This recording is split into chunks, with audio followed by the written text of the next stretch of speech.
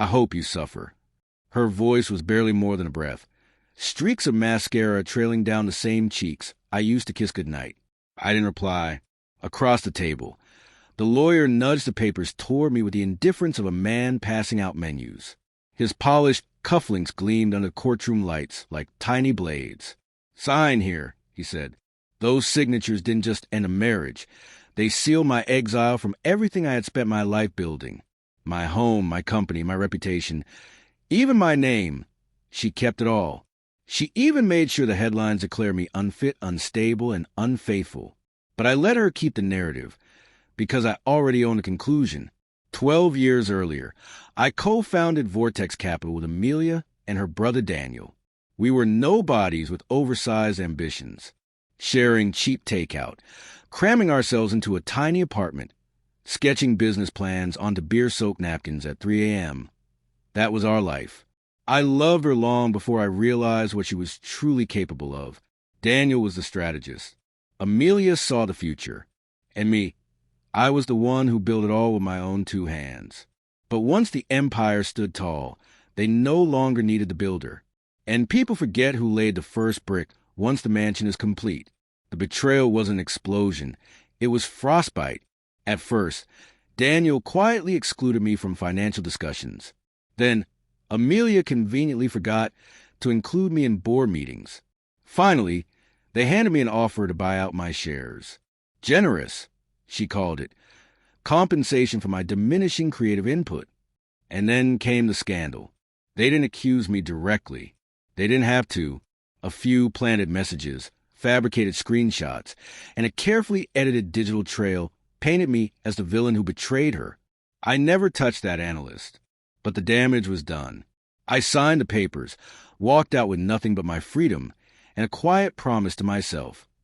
This wasn't over. The first year nearly crushed me. I slept in my car, worked nights bartending, built code for tech bros who assumed I was just another washed-up genius. But while I rebuilt, I also collected. Every article they published, every risky business deal they made, every NDA they casually violated. And I listened. People talk to bartenders. They think you're invisible behind the counter. By the second year, I had a new name, Marcus Ryland. Clean, unstained, anonymous. I opened shell companies. Then more. I funded startups that Vortex had rejected, quietly advised their competitors, bought out debts from their suppliers through hidden holding firms. By year 5, I controlled 12% of their entire portfolio, quietly, indirectly. By year 8, I owned nearly every key supplier they depended on. And then I waited. The day they walked into my boardroom, they still hadn't recognized me. 12 years changes a man. Wealth changes him more. Daniel's suit was still custom-tailored, but couldn't hide the weight he had packed on. Amelia looked exhausted, hollowed out, as if the years of deception had drained her completely. "You're Ryland?" Daniel finally croaked, his voice brittle. Amelia's stare lingered longer, and then realization swept over her like a collapsing wave. "You can't do this," she whispered, breathless. But I already had. Vortex Capital was weeks away from collapse. Their investors were fleeing, supply chains frozen, lawsuits mounting, and I was the only one with enough leverage to save them. I leaned back, letting the heavy silence thicken the room. Daniel finally broke. "We were wrong. We need your help." Amelia sat quietly, her wide eyes begging for a miracle. I waited a few seconds longer before speaking. "You know the difference between revenge and justice?" I asked. They didn't answer. Revenge is loud and messy. Justice is quiet, surgical. I stood, walked toward the towering window, staring down at the city below, a city where I now own more than I ever did. "You built your company by gutting me. You slandered my name to buy yourselves time. But time ran out. You'll lose everything," Amelia said, her voice barely audible. "No," I corrected.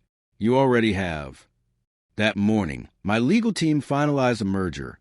Vortex, drained of all value, was absorbed into my growing empire. Every asset, every patent, every dollar they once thought was theirs, reclaimed. When they signed the final contracts, Amelia's hands shook.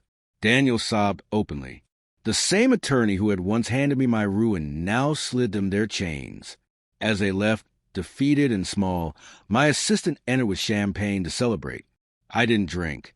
I simply stared at the glass.